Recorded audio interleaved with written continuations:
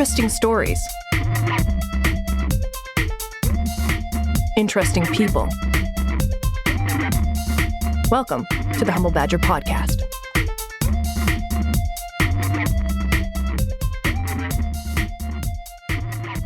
Thank you for listening to this podcast today. You can support the podcast at The Humble Badger on Twitter and Facebook, or at The Humble Badger Podcast on Instagram.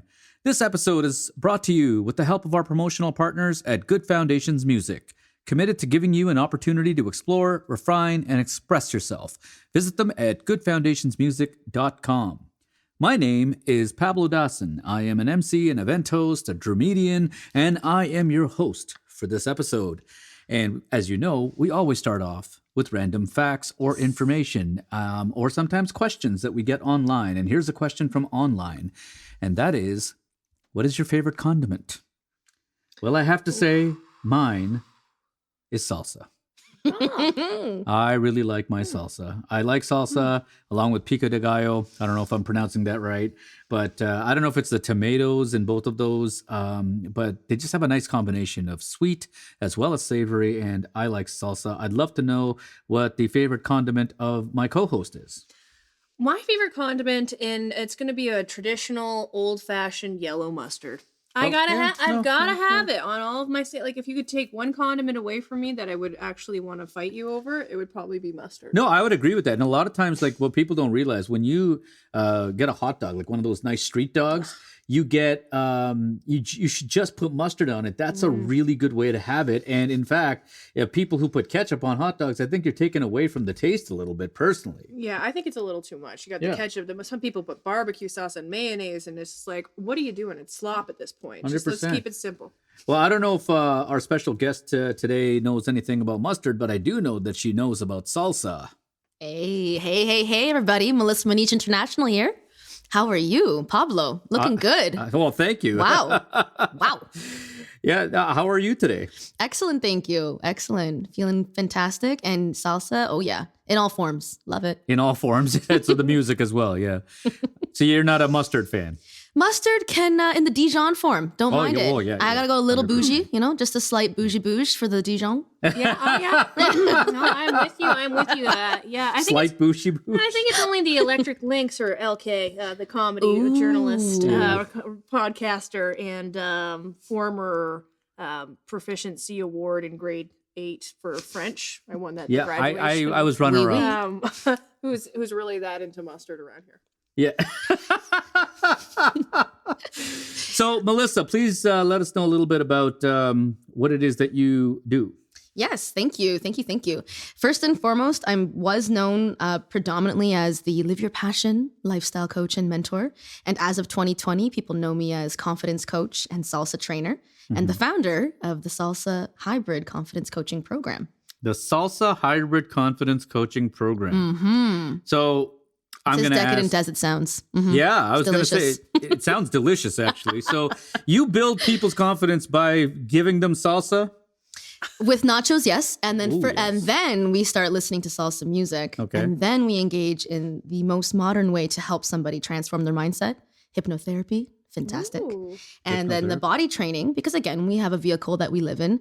We have to keep it nice and pristine, and we generally enjoy better health when we take good care of it. So salsa is an incredibly fast way to melt the pounds and have a lot of fun. The music is electrifying. So how did you yourself get into salsa dancing? Great story around that. Thank you for asking. I was at the tender age of 18. And I was at Ryerson University. It's like a few years ago. Just a few years. Yeah, just a couple. Perusing the hallways, and there was a red advertisement on the wall. And I wasn't too, I got to be honest with you, I wasn't too happy around that time. It was like that usual seasonal depressional time, winter. I said, I got to shake things up. Like this university life, it's kind of a thing. And I wasn't getting approved for my OSAP loans. And it was because I was working too much and I had my business. And I said, oh, okay, I don't qualify to be part of the norm. So I guess I'm not normal. That's fine. Let me find something though to spice things up. And then that red advertisement was right there saying salsa, $4. And I'm like, wow, I'm so hungry right now. So I went there. I went to this salsa $4 event type thing. I followed the instructions of the ad. found myself in the basement of the business school at Rogers, the business school at Ted Rogers. It's now known as that at Ryerson University. Yeah. And it wasn't it was not at all what I thought it was. It was an amazing class with a woman who was actually also named Melyssa. And she pretty much told me, she's like, hey, come on in. It's salsa. Like, let's dance. I said, holy moly. Like, and it's only for $4. That's it. I said, this is a steal, right? Yeah. And I was a very happy student at that point. And that's how I got started. I became obsessed, like absolutely obsessed. And I was living in Burlington at the time, and I was commuting to Burlington to Toronto. Oh, wow. So I started training at school, joined their performance team, joined a lot of different training teams, and that's how I got my start in salsa. And about a year and a half after that, I opened up my own school. And I said, I'm going to do this like for life. How long was it before you started dancing on the GO train? Oh, listen here. I still get dance on the GO train. So if anybody wants to see that, you can catch me on a Sunday night. Sunday night GO train. Eh? Same night as Super Bowl night, you know? That's right. Yeah, that sounds like the Sunday night GO train. It sounds like a nice album name. Sunday night Soul Train. Soul Train. Soul Train, something like that. Yeah. So you're a coach. What are some of the biggest misconceptions that people have about either coaches or coaching programs like this? Absolutely. That's like a fantastic question again. Coaching, okay, first of all, let me just be really blunt. Being a student of my own craft, I have worked with a lot of talented coaches and a lot of amazing people. And I've also been subject to some fantastically horrible coaching. And it quite frankly pissed me off. So I was like, you know, there's a need for a holistic approach to actually helping people. And there's a need for professionalism to come to the table. And I'm like, that's going to be me. Okay. That's gonna be me. So I had to do it. I was like, this is my calling. This is what I'm supposed to do. So coaching misconception number one would be that it's a load of crap because I don't have a problem. I can help myself, and that person is not technically qualified or whatever the reason might be. It doesn't matter what it is. That coaching is a load of crap, and that's not true. Athletes like our wonderfully RIP. Mr. Bryant, RIP, our beautiful soul that we have just recently dismissed into the heavens, let's call it. He knows about coaching. He knows that it takes coaching to get better. And so if you're not subject to that, let's call it mentality, you might not know the benefits of coaching. So a misconception is that coaching is not as useful as it could be for you. Yeah. And then the third misconception is that coaching is not for me. People just say they actually hold themselves to that glass ceiling, or they hold themselves accountable to their fears versus their desires and their passions. And I say, hey, you have a choice here. You always have a choice, and coaching could be for you. At least give yourself the opportunity to discover, is it for you or not? And if it is, find yourself a great coach, and hopefully that's going to be me. But, plug, the point is that people need good quality, and people also need to be given that like fast transformation. So what kind of advice would you give to us people who are aspiring to become a coach, and what's the path look like? Yes. A great coach. I like that question. What people need today is, yes, some sort of certification. And when I say certification, it can come from experiences from a mentor, or it can come from experiences and teachings from a set course. And then there are many, many accredited certifications that you can get. There are some things in Ontario and also in Australia, all kinds of places. Find the one that resonates the most with you, and find people who are actually that they can show you some kind of like credibility, references, that they can give you people to call, or you can find your own, due diligence to find that credibility. The second piece to your question, what was the second part? You were saying? To become a great coach. Of course. To become a great coach, practice, fail, practice, fail, repeat. Yeah. And that goes for a lot of things. So I obviously don't want names or anything like that, but what was your worst experience with a student, what was conversely your best experience with the student? Okay. Much like in an interview, right? Like when you're actually trying to get a job, we don't always want to say directly, hey, this was a problem student. But I'm going to be very transparent and say that there are personality traits and people habits that are generally just super frustrating for anyone. Myself as a coach or not a coach. So having said that, I know some relatives of mine. Right. That are like, it's close to the family, right? Close to home. Absolutely, yeah. I find it really aggravating when people don't commit to themselves. That's what I find personally frustrating because I'm out here doing my best, right? Trying to live my best life and doing the best I can and being really committed to that.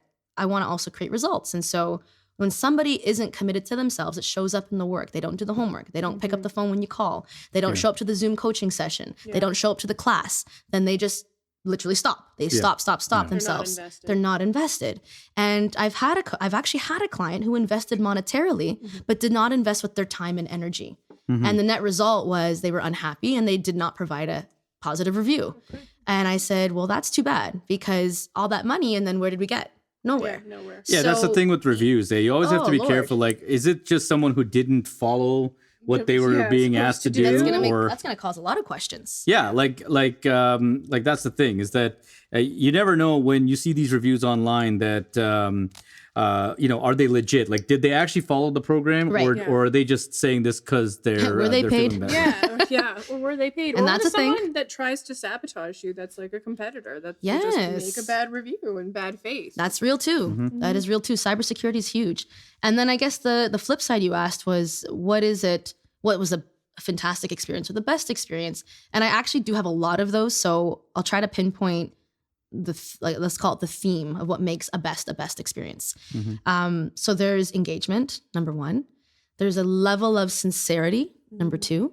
And then number three, that there's that positive review that actually culminates and brings together the entire experience for everyone involved. So there's myself, there's my team, there's the actual client, there's the client's team, and then there's a lot of that interfacing. And if it's, for example, couples that I'm working with, it's families that we're impacting.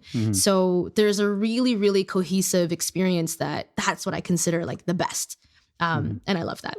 Cool. It seems like you are a very busy lady. Just a bit. But you must have some things that you do to unwind in your free time. Why don't you tell us about those? Yes. So number one, dancing. Okay. Anyone shocked? Anyone? Yeah. Anyone? Dancing. Number two, bathtubing, I call it. Bathtubing. Bathtubing. Having a bath? Yep. Yeah. No, she builds bathtubs. That's I what think it that is. doesn't sound I like that, relaxing at all. It's the opposite of what Like I'm side hustles. Yeah, Side she's a hustles. contractor. Many things going on. She'll build your bathtub. Yeah. Laughing, like finding, like I go to comedy shows all the time. I find like open mics to go to all the time. We're very familiar with that. I would say laughing is like a key component. Of course. Like it just de-stresses, and it also, I feel like it just brings me to my inner child-like self, you know. I'm not childish, childlike. I'm childish. That's a different story. But yeah, I think it's time for rapid fire. What do you think? Oh, yeah. I think so. Melyssa, you know how this works? Oh, yes, sir. Okay, well, here it comes. Are you ready? Hoo-hoo. Okay. Pablo. Car or truck? Truck. Oh, she didn't even hesitate. Wow. Truck. Really, Silverado, trucks. anybody? Okay. I'm impartial to both. Yeah? Yeah. I think it depends. I mean, I don't like driving personally. So if I'm going to drive, I'd rather drive a car. Just because it's easier to maneuver? Well, no, I mean, I don't want to drive a truck. Like, let's say I rent a truck or something, and then I got to fill it with gas and all that. That's me. Dear. Gotcha. City or countryside? Ooh, city. Again, no hesitation. I agree with you 100%. There's a lot to do in the city. What am I going to do in the country? Right? Look at the beautiful Tell nature. the cows come home. You need the country to get away from the city. I agree. Once in a while, it's not bad. Yeah, you're not going to want to live there permanently. That's what you're saying. Yeah. TV or book? Book. Okay. Again, Ooh, that no was another hesitation. fast one. You know, and on that note, I will plug that she has her own book that you can get. And what is it called? Live Your Passion. Key Live Your questions to help you identify and create your success. You can find out more at melyssamoniz.com.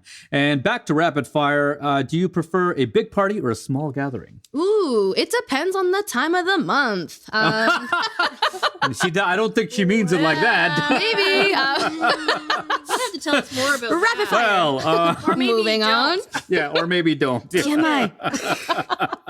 Well, that just went in a direction I was not expecting. man. So on that note, we will end rapid fire. And Slow clap. you Slow did clap. well. Well done. That was the most original answer that I could think of. It is time for the trivia portion. And as you know from previous episodes, listeners, this is not about what we know and what we don't know. It's an opportunity for all of us to learn something together. You are a coach, Melyssa. So your topic is coaching and famous coaches. Excellent. Okay. Wow. So your first question. Can you name the NFL, that's the National Football League's all-time leader in coaching wins?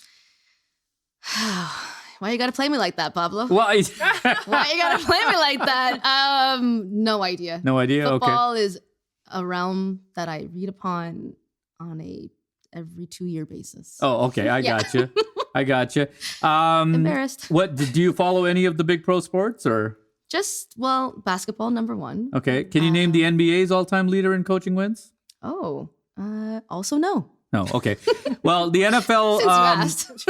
The NFL record is held by Don Shula, and the NBA record is held by Don Nelson. They're both Dons. Apparently, there's something about being Don named Juan. Don. Double Dons. That's right. Ooh, that's So- family friendly double D. Okay, wow. How about we ask you a question about a movie about a coach? So Coach Carter, where legendary Richmond High School basketball coach Ken Carter was played by which actor? Coach Carter. It was a 2005 American movie. Oh my gosh. Was it like Lance something Dreams? Something. Yeah. Again, why you gotta play me like that? It was Lance Dreams. Lance Dreams. Famous coach Lance Dreams. There you go. I'm going to look that up afterwards. we're gonna have No, a the fact answer we're checkers on looking that for was Samuel L. Jackson. Samuel Jackson. Samuel Close. Jackson. Oh, very Pablo close. just zinged me like, guys. No, it's not. please. It's not. Like I said, this is quote Can unquote you trivia. name the coach of the Toronto Raptors currently? No. I can. I can't. Nick Nurse. Oh, Nicky Nicky. I get a ding. Oh, actually, I did know that. Yeah. Tom, So- don't hate me. That was- The thing is about this trivia, it's Love a it. chance for all of us to learn something. I hope you did as Hashtag well. always learning. Yeah.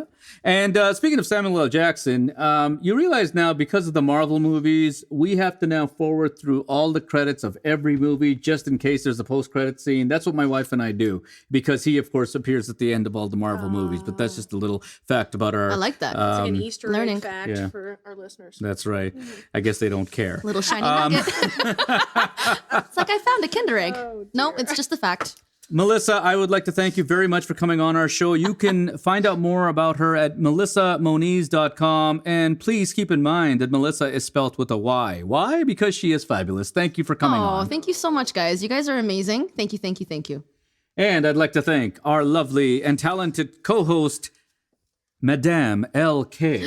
Okay, KK. I gotta throw it back to you, Pablo, and say thanks so much for having me. It's been a pleasure and it's been an experience. And She might never do it again. That's what she's trying to say. like you. Woohoo. And of course, we'd like to thank our promotional partners at Good Foundations Music. You can follow them at goodfoundationsmusic.com. For any inquiries from anyone, please visit thehumblebadger.com for contact information or send us a message through social media. Thanks to our crew as well, and thank you for tuning in. I'm signing off from the set here at Trax Ahead Studio. My name is Pablo Dawson. Wherever you are and whatever you do, remember to follow your passion.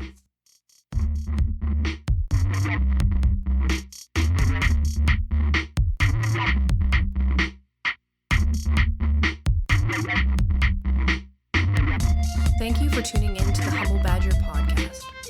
For more information, please visit thehumblebadger.com. The Humble Badger podcast is produced by the Pablo Dawson Company. Context matters. See you next time.